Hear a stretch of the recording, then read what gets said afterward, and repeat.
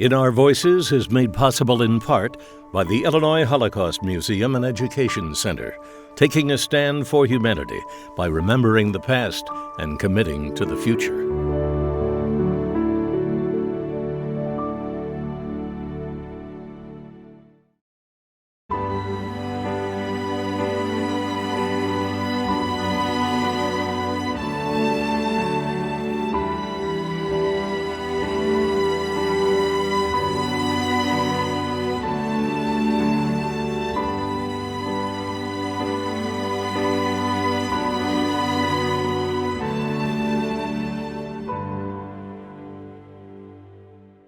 I was born in a small town in Poland called Sokołów Podlaski. My memory is fairly faint, but I remember certain things. The marketplace. On Thursdays, the farmers would come to the marketplace with all their wares, and the local population, the tradespeople, would display their wares, and trade would go on, and the horses, and the wagons, and to me, this was like Disney World. Never heard of that before, but that's the way it felt to me. And I thought that that's the way life was going to be. But then life began to change. Germany invaded Poland. German soldiers came into our town. First thing I remember they did is they pulled the chief rabbi out of his quarters, chased him up to the town's marketplace, because that's where the gathering point was. And they sheared his beard off while their comrades were taking pictures of this humiliated Jew, and they killed him. Very simple. We were not citizens. We had no rights. So German army had the ability to do whatever they wanted with us. And on a daily basis, life changed. Our possessions were taken away. Couldn't even keep a bicycle. If you had a radio, you were killed. And then, in their wisdom, in order to protect us from the local population, which was another lie, they created a ghetto. They blocked off an area where 1,000 people lived, built 12-foot walls with barbed wire on top and barbed wire fences along. And the people that lived outside the ghetto, or in the farming areas, the Gestapo would come to their house, say, you got 15 minutes to gather your belongings and move into the ghetto. Now that was an area where 1,000 people lived. Suddenly you had over 5,000 people in that area. The designation was that each room that existed had to contain 7 human beings. We were placed on a horrifying diet. Our consumption was supposed to be something like 480 grams of food, and you can't live on that. So if your parents were fortunate enough to have some money or connections, they would sneak out of the ghetto and buy some food and bring it home to sustain the family. And then the German soldiers would come into our town, or the Gestapo, the SS, and they'd demand 400 or 300 people to go to work. Another euphemism or another lie, because these people were sent to a place called Treblinka, which was only about 70 miles away from our town. And as a point of information, you should know that Treblinka existed for only less than 2 years. And during that 2-year period of time, over 670,000 men, women, and children were slaughtered there, burned in ovens, and their ashes spread into fields. So the population began to diminish in the ghetto. I remember as a kid, I must have been 8 years of age at that time, maybe even 9, walking the streets of the ghetto, seeing dead people lined up on sidewalks against the walls of houses. And that didn't affect me for some reason. But then, seeing little children in the same conditions with their eyes popped out on sidewalks, dead and dying, and that stuck in me. Stuck in my craw, it still is. Because I anticipated that this was going to be my lot in life. How soon? Nobody knew. So life in the ghetto was dramatic, it was traumatic. And then the finality to us came in September, the end of September 1942, on a high holiday, Yom Kippur, or Day of Atonement. The ghetto was surrounded by Gestapo, Ukrainian soldiers, and local police. And the final killing started. I remember my mother waking me up, told me to get dressed in a hurry, because we had a hiding place on the second floor of our building, and pushing me up the stairs as men, women with their children in their arms, running up the stairs to get into that hiding place. And I'm scared. I'm scared as to what was going to happen to us. I was always afraid of the pain that came with dying. And finally, when we all got into that hiding place, it was a secret room. A cover was placed upon the opening. And I remember going to the window that was painted green, but there were scratches in there, so you could see what was going on the outside. And the Gestapo and the soldiers running around looking for Jews.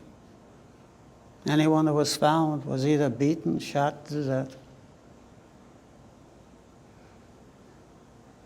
And I wish I had the words to describe to you the fear that I felt as a kid. There are no words to describe it. Shaking, scared. Didn't want to die, wanted to live so desperately. Praying to God to let me live. But then also, why would God let me live? What's so special or what's so different about me? And in this hiding place, as we're sitting there, my dad, my mother, and my little sister Sarah, my baby sister Sarah, has been breaking my heart for all my life.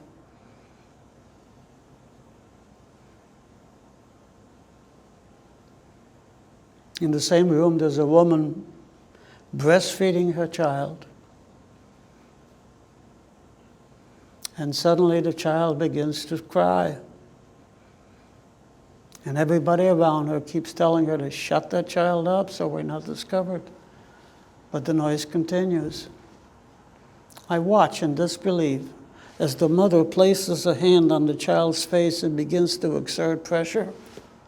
And the child's legs begin to kick and flail. And then suddenly they move no more.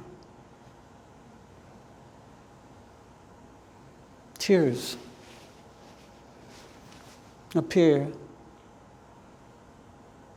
Questioning myself, or questioning, would my mother do this to me under those circumstances?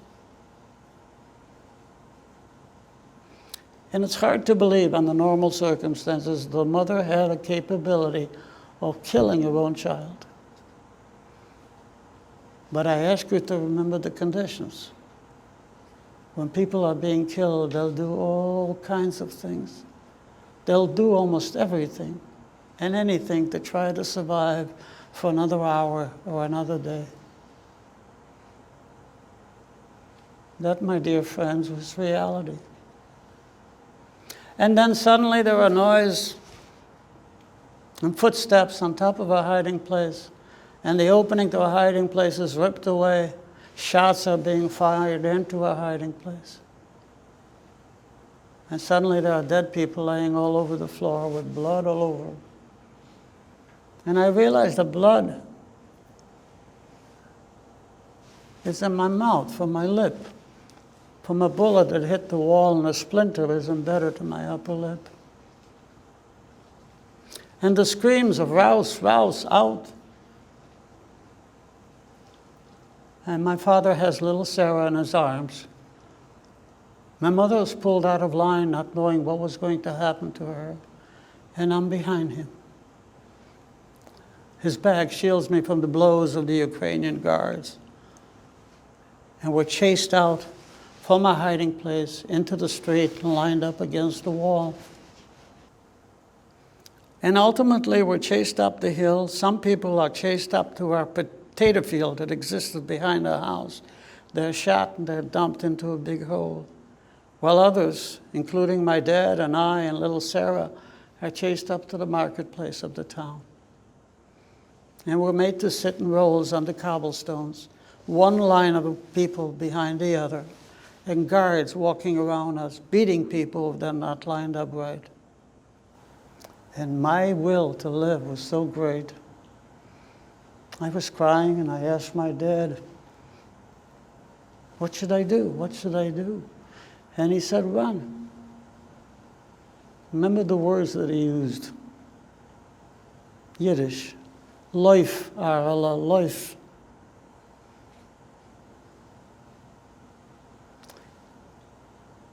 And he told me to run to a place where my sister was being hidden.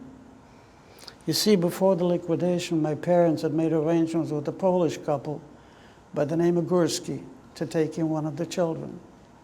My parents, everybody knew what was going to happen to us. So they wanted to save at least one child. And my sister Irene was snuck out of the ghetto and placed with the Górskis for safety. And I didn't know where she was. But then I'm saying to myself, I was 10 years old. How am I going to escape? They'll see me and they'll shoot me.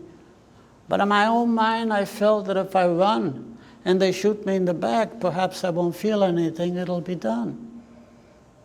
And yet, still hoping that I would survive. Don't know where that will came from. But I had the most tremendous will to want to live, audacity to want to survive and live so badly. So I crawled behind the people sitting in those long lines. And on my hands and my knees, I started crawling to the back or at the end of the marketplace, hoping that they won't see me or shoot me, and slowly slither into the sewer that ran along the street. We had open sewers at that time. And I kept crawling in the mud in the sewer till I felt I was out of line. And then I stood up and started running. I'm roaming the fields looking for a barn to hide in, especially at night because it's getting cold. And in my inability to understand any better, there was a work camp, a concentration camp called Kurchev. There was about 1,000 Jewish people that they let live to work till they didn't need them anymore. And when I got there, they told me that my mother was still alive. She was pulled out of line and put on a work detail, about 50 of them, men and women. Their job was to clean up the ghetto, pack any belongings that the Germans wanted, and the rest was just left open to the general population. I made my way back to the town. How I did these things is beyond my understanding. And I found my mother, and she would hide me in one of the buildings in the small marketplace. And at night she would come and bring me some food. And this went on probably into mid to late November. And just before the Gestapo pulled up to their workstation to kill them because they didn't need them anymore, she and another man escaped. They came to get me again into the fields, into the forest.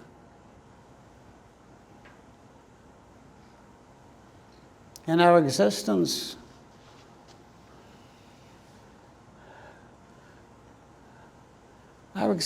was very difficult because my mother used to go and beg farmers for a place to hide or some food. Most turned us away. Some threatened to turn us over to the Germans. And this went on probably into December, and it gets extremely cold. And I'm getting sick. Still have my short pants on. And I remember one night, as it were yesterday, I'm standing against the wall of the farmhouse next to this man, by the way, I didn't like because I was concerned that he was taking my father's place in my mother's life. And my mother's negotiating with a farmer across the yard by the barn for a place to hide. And then suddenly she disappears with him.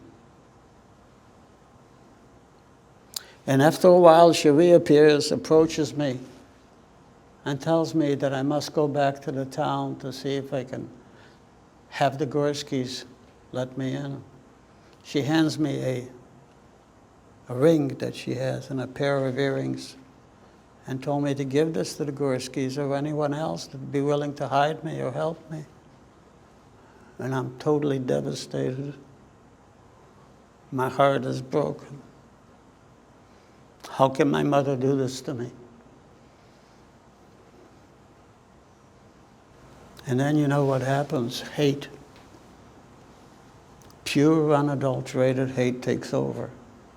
You hate everything and everybody around you.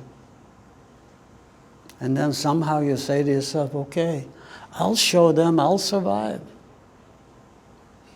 And somehow I made my way back to the town. I walked into the ghetto, which was dark and silent. There was no Jews left anymore. Went into one of the houses, laid down on the floor, and went to sleep.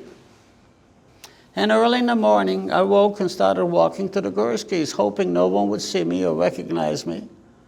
And when I got to the Gorskys, I knocked on the door. Mrs. Gursky opens up the door, and she sees me, and she starts screaming at me for coming there. I says, my mother told me you would help me. You're my last chance to try and stay alive. You have my sister here. And I tell you, I cried and I cried and I begged so desperately. She finally said, okay, I'll let you up to the attic, but only for a few days. And then you must leave and find your mother again, because you are not my responsibility. I handed her the jewelry that I had. She hands me a bucket to use as a toilet, and stuck a bunch of straw into a sack, and we crawled up to the attic. The attic had a dirt floor, and the roof was made out of tin plates, which was slanted like that. And she puts the sack of straw where the roof and the floor meet. And that, my friends, becomes my safe haven. So when I first got here, Mrs. Gursky took me up to the attic. It's not going to be easy. She put some straw in a sack and placed it right here underneath the roof. And that became my hiding place. This is where I stayed. And I stayed here for close to 2 years. In the summertime, it was sweltering hot. It was impossible to breathe. But you hope you can survive till the evening came and things cooled off, and then live for another day. I say to young people that she did something that I don't know whether any of us sitting here would be able to do. Jeopardizing her life and her family's life for 2 kids that were strangers to her. I tell you, my mother gave me birth.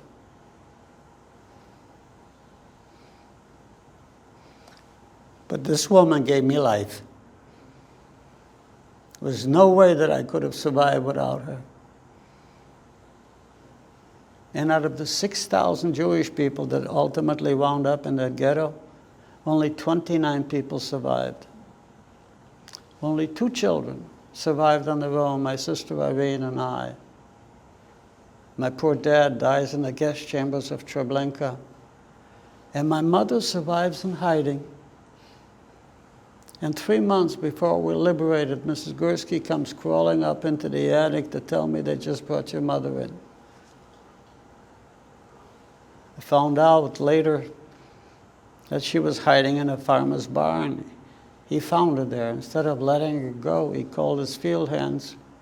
They grabbed her, they wrestled her to the ground, put her on his wagon, brought her into town, and turned her over to the Gestapo, and she's shot in the town cemetery.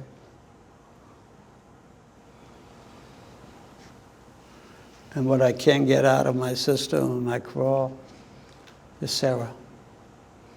Not knowing exactly how she died. Imagining the worst possible way. So I've created this terrible image of her death. Being pushed into a cattle car with other people that's overcrowded.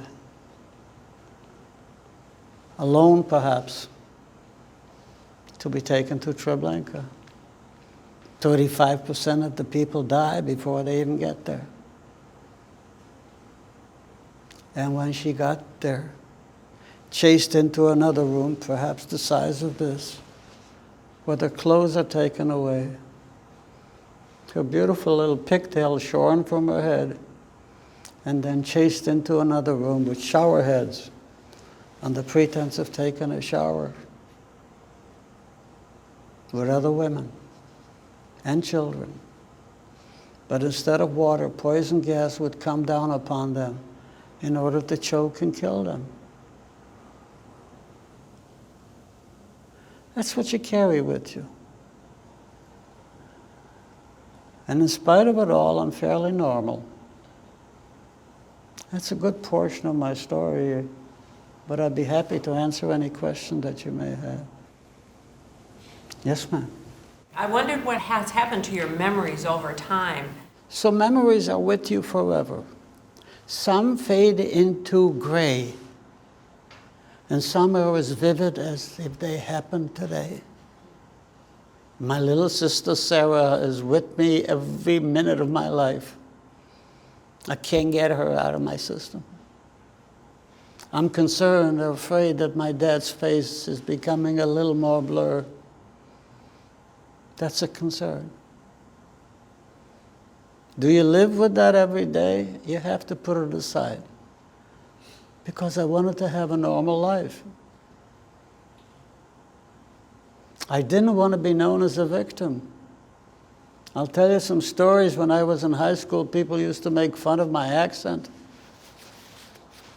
I would do anything to be one of the boys, putting a half a pound of grease in my hair and whatever else was necessary to be one of the boys. So memories, some fade, some disappear, and some are with you forever. But even the ones that disappear, certain weather, certain food, certain comments or statement brings you right back. I had a problem dealing with my mother. I have a picture of her near my bed on the dresser. And every time I would pass by there, I would look at her. And I felt this guilt. Why do I dislike her? Because at that time when I was a kid, I felt she abandoned me. And yet, I've come to the conclusion that had she not told me to go, I would not have lived.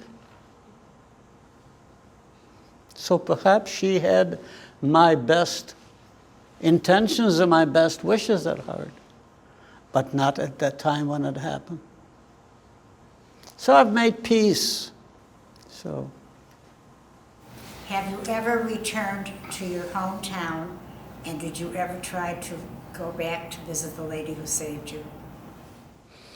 I've been back to Poland at least 4 times, but there's nothing there for me. Every time I would go back, I would hope something that I could identify with. The Gorskys are both gone. I went to visit them in the cemetery. Our tradition is to put stones on graves in a cemetery. I pray for them every day, believe it or not.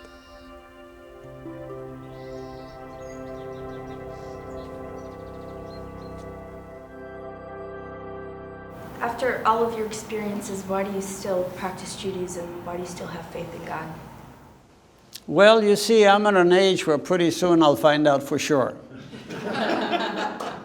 Okay? But I must tell you, I did have my problems with my religion, my God.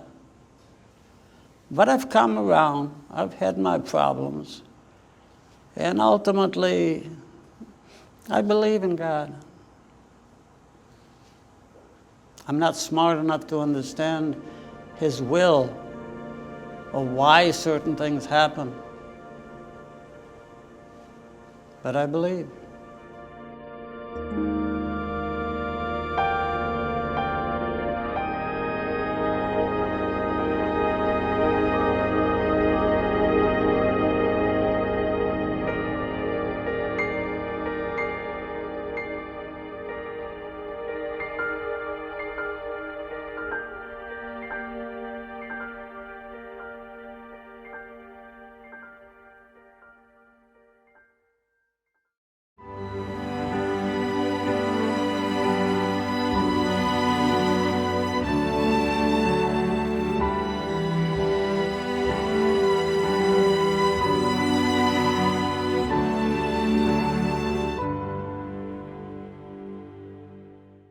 In Our Voices is made possible in part by the Illinois Holocaust Museum and Education Center, taking a stand for humanity by remembering the past and committing to the future.